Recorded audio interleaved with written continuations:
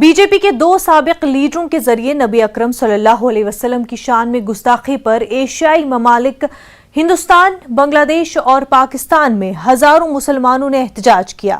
ہندوستان کے کئی شہروں میں جمعے کی نماز کے بعد بڑے پیمانے پر احتجاج کیے گئے۔ بنگلہ دیش کے دارالحکومت ڈھاکہ میں پیغمبر اسلام کے بارے میں قابل اعتراض تبصروں کے سلسلے میں حکومت ہند کے خلاف نعرے بازی کی گئی، اور دوسری طرف پاکستان میں بھی خواتین کی بڑی تعداد نے سڑکوں پر اتر کر احتجاج کیا اور دونوں لیڈروں کی گرفتاری کا مطالبہ بھی کیا گیا۔ دیکھیے رپورٹ۔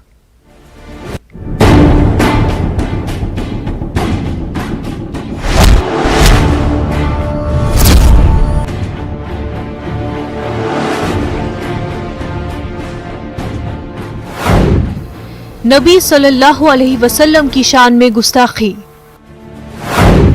ایشیائی ممالک میں شدید احتجاج،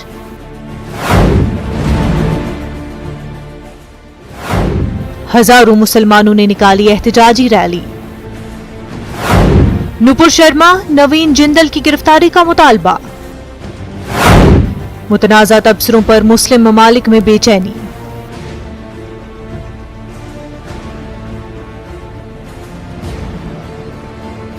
بی جے پی کے دو سابق لیڈروں کے ذریعے نبی اکرم صلی اللہ علیہ وسلم کی شان میں گستاخی پر ملک و دنیا بھر میں احتجاج جاری ہے۔ آج جمعے کی نماز کے بعد ہندوستان کے کئی شہروں میں بڑے پیمانے پر احتجاج کیے گئے۔ بعض مقامات پر تشدد کی واردات پیش آئی، پتھراؤ کیے گئے۔ مظاہرین کو قابو میں کرنے کے لیے پولیس کو آنسو گیس کے گولے بھی فائر کرنے پڑے۔ وہیں اب اس مظاہرے کی آگ دیگر ممالک میں پھیل رہی ہے۔ بنگلہ دیش اور پاکستان میں ہزاروں مسلمانوں نے ریلیاں نکالتے ہوئے نپر شرما اور نوین جندل کی گرفتاری کا مطالبہ کیا۔ بنگلہ دیش میں ہزاروں افراد نے نماز جمعہ کے بعد سڑک پر مظاہرہ کیا۔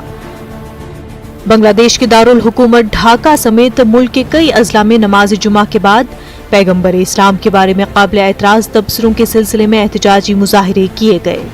یہاں مختلف مقامات پر سینکڑوں لوگوں نے ہاتھوں میں پوسٹر لے کر نپر شرما کے خلاف نعرے لگائے۔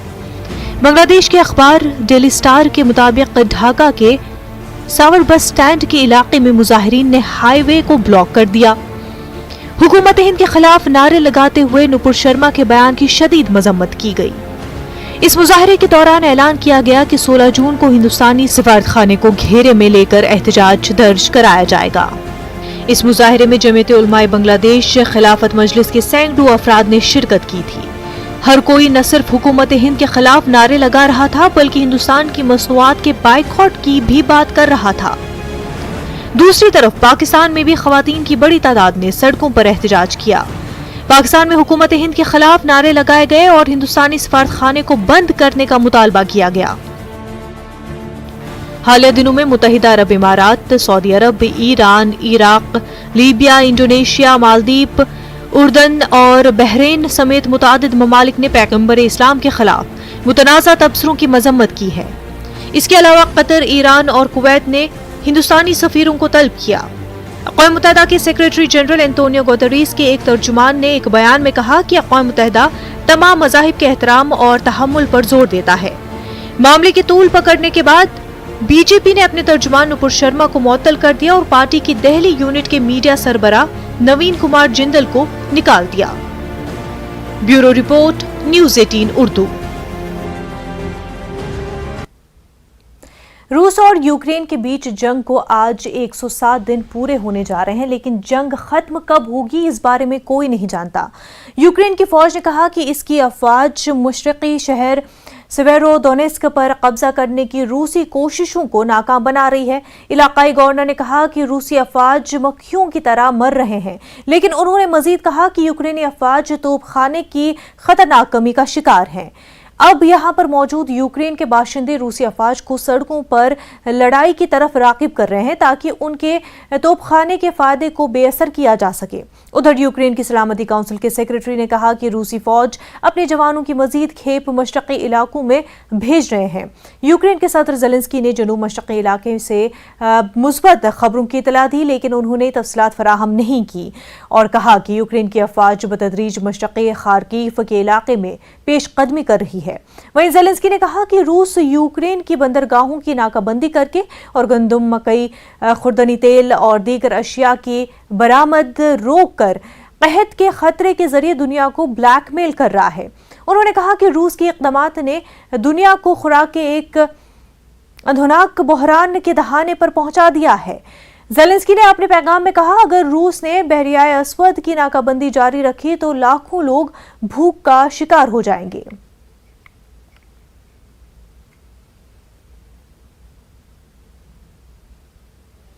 Якщо Росія цинічно порушує буквально усі ऐसे मुल्क के साथ किसी भी किस्म के ताल्लुकात को रोकने के लिए लोग अब भी क्यों तज़ब्ज़ुब का शिकार हैं, जबकि रूस आलमी क़वानीन के तमाम अहम उसूलों की खुल्लम खुल्ला खिलाफ वर्जी कर रहा है। ये सवालात इस बात की निशानदही करते हैं कि अगर अल्फाज के साथ अमल की हिमायत न की जाए तो यूरोपी निज़ाम हार सकता है।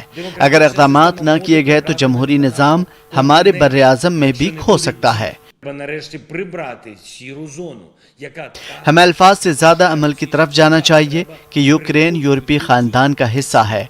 आने वाले हफ्तों में यूरोपीय यूनियन एक तारीख़ी कदम उठा सकती है जिससे साबित हो जाएगा कि यूरोपीय ख़ानदान से ताल्लुक़ रखने वाले यूक्रेनी बाशिंदों के बारे में ये सब कुछ महज बयानबाजी नहीं है।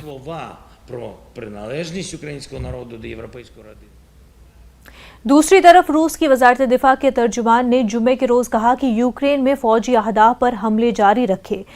रूसी मिसाइलों ने दोनपीर में एक फौजी हवाई अड्डे को निशाना बनाया और हवाबाजी का सामान तबाह कर दिया। उन्होंने अपने यौमिया ब्रीफिंग में कहा कि खार्किव के इलाके में हथियारों और फौजी साजो सामान की बहाली की एक फैक्ट्री को तबाह कर दिया गया। वज़ारत दिफा ने यूक्रेन में रूस के खुसूसी फौजी ऑपरेशन के दौरान बगैर पायलट के फ़ज़ाई आलात और तोपखाने को कार्रवाई करते हुए फुटेज भी जारी की है। यूक्रेन के वज़ीर दिफा ने कहा कि हर रोज़ तकरीबन 100 यूक्रेनी फौजी मारे जाते हैं और 500 जख्मी होते हैं। उन्होंने कहा कि यूक्रेन को भारी हथियारों की फौरी ज़रूरत है। यूक्रेन के मीडिया के मुताबिक लुहांस्क के और लिसिचांस्क के साथ साथ डोनेस्क में फ्रंटलाइन पर भी शदीद लड़ाइयाँ लड़ी जा रही हैं।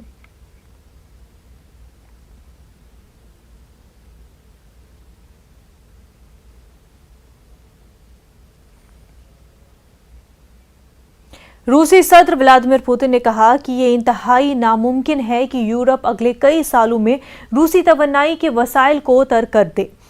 नौजवान कारोबारियों के साथ एक मीटिंग में बात करते हुए उन्होंने ये भी कहा कि जो माशी हालात पैदा हो रहे हैं वो ऐसे हैं कि हमारे लिए खाम तेल की बजाय तेल की मसनूआत फरोख्त करना ज़्यादा मुनाफा बख्श होता जा रहा है। पुतिन ने यह भी तजवीज़ किया कि पाबंदी के बावजूद रूस दरहकीकत बढ़ती हुई कीमतों की वजह से जो तेल बेच रहा है उस पर ज़्यादा मुनाफा कमा रहा है। जो मुआशी हालात पैदा हो रहे हैं वो ऐसे हैं कि हमारे लिए खाम तेल के बजाय तेल की मसनूआत फरोख्त करना ज़्यादा मुनाफे बख्श होता जा रहा है। यूरोप के लिए रूसी तवानाई के वसाइल को तर्क करना अगले कई सालों में इंतहाई नामुमकिन है और ये जानने का कोई तरीक़ा नहीं है कि अगले कई सालों में क्या होगा। बैनुल-अक़वामी मार्केट में तेल की मिक़दार सिकुड़ रही है और कीमतें बढ़ रही हैं और कंपनियों का मुनाफा रकम के लिहाज से भी बढ़ रहा है। 6 जनवरी को अमरीकी कांग्रेस की इमारत कैपिटल हिल पर हमले की समाअत का आगाज हुआ। तहक़ीक़ात करने वाली अमरीकी हाउस की कमेटी ने ऐसी नई तफसीलात जारी कर दी है जिसके मुताबिक साबिक़ अमरीकी सदर डोनाल्ड ट्रंप उसके जरिए बगावत की कोशिश कर रहे थे। आज कांग्रेस की हाउस कमेटी ने समाअत के दौरान 6 जनवरी को साबिक़ सदर ट्रंप के हामियों के कैपिटल हिल पर हमले और ट्रंप की शिकस्त के बाद नताइज पलटने की कोशिश के वाक़यात से पर्दा उठाया। कमेटी रवामा इस नौयत की 7 समाअतें मुनक़िद करेगी। पैनल ने इस हमले को बगावत की कोशिश करार दिया। उन्होंने ये भी कहा कि यह हमला सदर ट्रंप की जानिब से 2020 के सदारती इंतखाबात को मुस्तरद करने की कोशिश का बराह रास्त नतीजा है। समाअत के दौरान वाक़े से मुंसलिक ग्राफिक, वीडियो और ऑडियो शवाहिद भी पेश किए गए। डेमोक्रेटिक पार्टी से ताल्लुक़ रखने वाले कमेटी के चेयरमैन ने समाअत के आगाज में कहा कि 6 जनवरी का हमला खुली बगावत के मुतरादिफ था। یاد رہے کہ 6 جنوری 2021 کو کیپٹل ہل پر ہنگامہ آرائی ہونے سے قبل ٹرمپ نے اپنے حامیوں سے کہا تھا کہ وہ کیپٹل ہل پر اپنے پورے زور سے لڑیں تاکہ جو بائیڈن ان کے خلاف کامیابی کی توثیق نہ کر پائیں۔ اس کے بعد لگ بھگ 2000 حامیوں نے کیپٹل ہل پر چڑھائی کر دی تھی۔ عمارت پر حملے کے نتیجے میں ایک پولیس اہلکار سمیت 7 افراد ہلاک جبکہ 150 پولیس اہلکار زخمی بھی ہوئے تھے۔ ایران نے جوہری سائٹس کی نگرانی کرنے والے بین الاقوامی کیمروں کو ہٹانا شروع کر دیا ہے۔ ایرانی حکام کا موقف ہے کہ یہ کیمرے تہران اور IAEA کے درمیان طے پانے والے حفاظتی معاہدے سے ہٹ کر کام کر رہے تھے۔ جوہری توانائی کی ایجنسی کے سربراہ رافائل گروسی نے ایران پر تنقید کرتے ہوئے کہا کہ اس عمل سے ایران کے جوہری پروگرام کے حوالے سے شفافیت کم اور شکوک مزید بڑھ جائیں گے۔ دیکھیے رپورٹ۔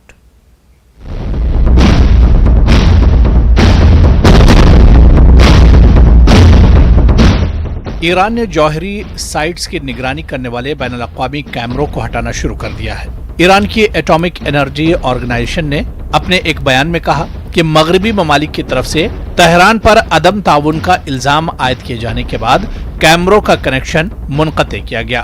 میڈیا رپورٹس کے مطابق ایران نے دھمکی دی تھی کہ اگر انٹرنیشنل ایٹامک انرجی ایجنسی کے 35 ممالک پر مشتمل بورڈ آف گورنرز نے امریکہ، فرانس، برطانیہ اور جرمنی کی تیار کردہ قرارداد کو منظور کیا تو اس کا جوابی رد عمل دیا جائے گا۔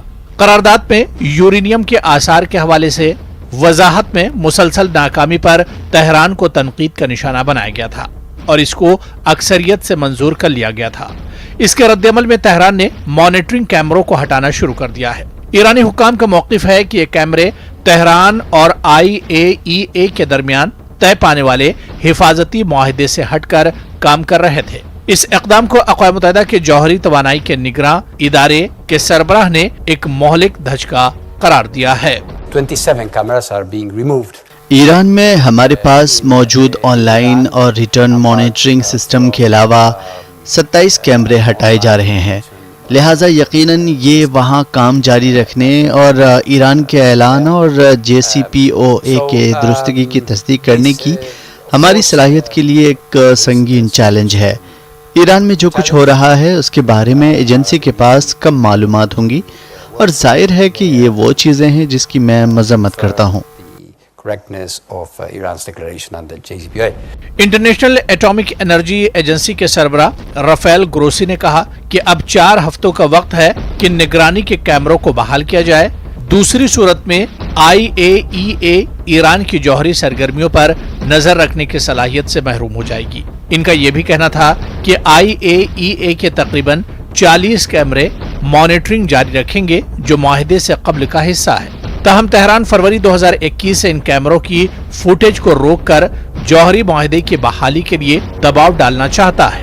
Let's hope that emotions, امید کرتے ہیں کہ اب جذبات سے تھوڑا نیچے جائیں گے اور ہم دوبارہ مسائل پر توجہ مرکوز کریں گے کیونکہ مسائل ختم نہیں ہو رہے ہیں۔ اگر ہم مسائل میں اضافہ کرتے ہیں تو مجھے نہیں لگتا کہ ہم کچھ حل کر رہے ہیں، ہم سب کچھ بڑھا رہے ہیں۔ ایران پر الزام ہے کہ 2018 میں جوہری معاہدے سے نکالے جانے کے بعد اس نے جوہری سرگرمیوں کے حوالے سے کئی معاہدوں کی خلاف ورزی کی ہے اور یورینیم کی افزودگی کر رہا ہے۔ ماہرین نے خبردار کیا ہے کہ تہران نے 60% سے زائد تک افزودگی حاصل کر لی ہے جو کہ ہتھیاروں کی تیاری کے لیے ضروری 90% تک کے قریب تر ہے جہاں پہنچ کر جوہری ہتھیار بنایا جا سکتا ہے۔ دوسری جانب ایران کے صدر ابراہیم رئیسی نے کہا ہے کہ اگر آپ کا خیال ہے کہ قرارداد منظور ہونے کی صورت میں ہم پیچھے ہٹ جائیں گے، ہم اپنے مقصد سے ایک قدم بھی پیچھے نہیں ہٹیں گے۔ ایران ہمیشہ سے موقف اختیار کرتا رہا ہے کہ اس کا جوہری پروگرام پرامن ہے اور جوہری بم بنانے کا خواہاں نہیں ہے۔ Bureau report, news 18 Urdu. گزشتہ سال اکتوبر میں منعقدہ عام انتخابات کے بعد سے بغداد میں پارلیمنٹ میں ہنگامہ برپا ہے۔ سیاسی دھڑوں کے درمیان طویل مذاکرات کے بعد بھی نئے وزیر اعظم کے نام پر اتفاق نہیں ہو سکا ہے، جس سے جنگ زدہ ملک عراق میں جاری سیاسی بحران طویل ہو گیا ہے۔ اس درمیان عراق کے مقبول عوامی شیعہ لیڈر مقتدی الصدر نے اپنے قانون سازوں کو استعفے کے کاغذات تیار رکھنے کی ہدایت کی ہے تاکہ ملک میں گزشتہ 8 ماہ سے جاری سیاسی تعطل کا خاتمہ کیا جا سکے۔ مقتدی الصدر نے ٹیلی ویژن پر جاری ایک بیان میں کہا کہ اگر صدری بلاک حکومت کی تشکیل میں رکاوٹ ہے تو اس کے تمام منتخب نمائندے پارلیمنٹ سے مستعفی ہونے کو تیار ہیں۔ انہوں نے اپنے قانون سازوں سے مطالبہ کیا ہے کہ وہ اپنا استعفیٰ لکھ رکھیں۔ ان کا کہنا تھا کہ اس وقت عراق کو اکثریت کی حمایت یافتہ حکومت کی ضرورت ہے جو عوام کی خدمت کرے۔ عراقی قانون ساز پہلے ہی 3 مرتبہ نئے قومی صدر کے انتخاب میں ناکام ہو چکے ہیں۔ آئین کے مطابق پارلیمان میں صدر کا انتخاب وزیر اعظم کی نامزدگی اور اس کے بعد حکومت کے قیام سے پہلا اہم مرحلہ ہے۔ اگر پارلیمانی تعطل کا خاتمہ نہیں ہوتا تو ملک میں نئے انتخابات ہو سکتے ہیں، لیکن اس کے لیے خود قانون سازوں کو پارلیمنٹ کو تحلیل کرنے پر اتفاق کرنا ہوگا۔ اقوام متحدہ کی سلامتی کونسل نے 2 سال کے لیے 5 نئے غیر مستقل ارکان کا انتخاب کر لیا ہے۔ اقوام متحدہ کی جنرل اسمبلی میں ہونے والے انتخابات میں ایکواڈور، جاپان، مالٹا، موزمبیق اور سوئٹزرلینڈ کو سلامتی کونسل کے عارضی ارکان کے طور پر منتخب کر لیا گیا ہے۔ یہ ممالک 1 جنوری 2023 سے 2 سال کے لیے سلامتی کونسل کے غیر مستقل رکن کے طور پر کام کریں گے۔ انتخابات میں 5 ممالک بلا مقابلہ منتخب ہوئے ہیں۔ اقوام متحدہ کی سلامتی کونسل کے 15 ارکان میں 5 مستقل ارکان امریکہ، چین، روس، انگلینڈ اور فرانس شامل ہے۔ باقی 10 رکن ممالک اقوام متحدہ کے 5 جغرافیائی گروپوں میں سے 2 سال کے لیے منتخب ہوتے ہیں۔ عارضی ارکان میں سے 5 کی ہر سال تجدید کی جاتی ہے۔ ایئرلینڈ، ناروے، انڈیا، کینیا اور میکسیکو جو اس وقت کونسل کے رکن ہیں، ان کی مدت رواں سال کے آخر میں ختم ہو جائے گی۔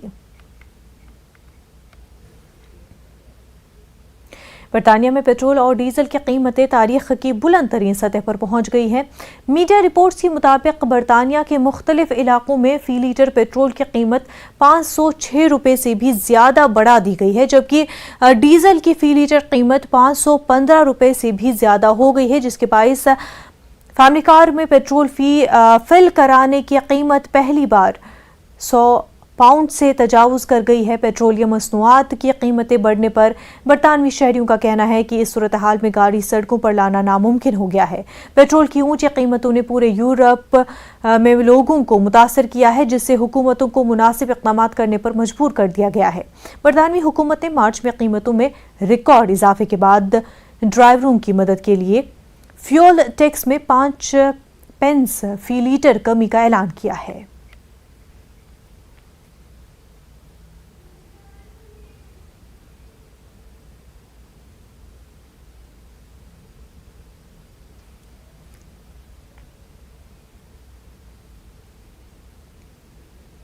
چین میں شدید بارشوں کے باعث لینڈ سلائیڈنگ کے نتیجے میں کئی گاؤں مٹی میں دب گئے ہیں۔ مختلف علاقوں میں آئے سیلاب سے درجن بھر سے زائد افراد ہلاک ہو گئے ہیں، جبکہ ہزاروں افراد نقل مکانی کرنے پر مجبور ہو گئے۔ وسطی چین کے صوبے ہونان کے حکام کا کہنا تھا کہ شدید سیلاب کے نتیجے میں علاقے کے کئی ہزار گھروں کو نقصان پہنچا ہے۔ حکام نے کئی صوبوں میں مسلسل موسلادھار بارشوں کی وارننگ جاری کی ہے۔ ریسکیو اہلکار کی جانب سے بچ جانے والوں کی تلاش کا عمل جاری ہے۔ عملے کو کئی دنوں کی بارشوں کی وجہ سے سطح کے چکنا ہو جانے کے سبب مشکلات کا سامنا ہے۔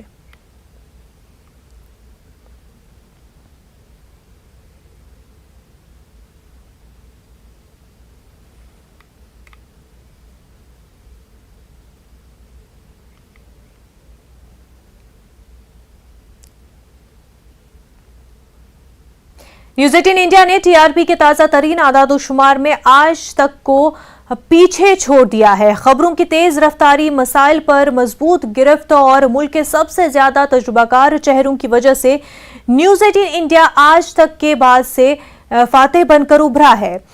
بریکنگ نیوز ہو، زمینی رپورٹس، مسائل پر بحث ہو یا ملک اور بیرون ملک کی خبروں کا متوازن جائزہ، نیوز 18 انڈیا ہر معیار پر پورا اترا ہے۔ غیر جانبدارانہ اور درست خبروں کے لیے نیوز 18 انڈیا देखते रहें।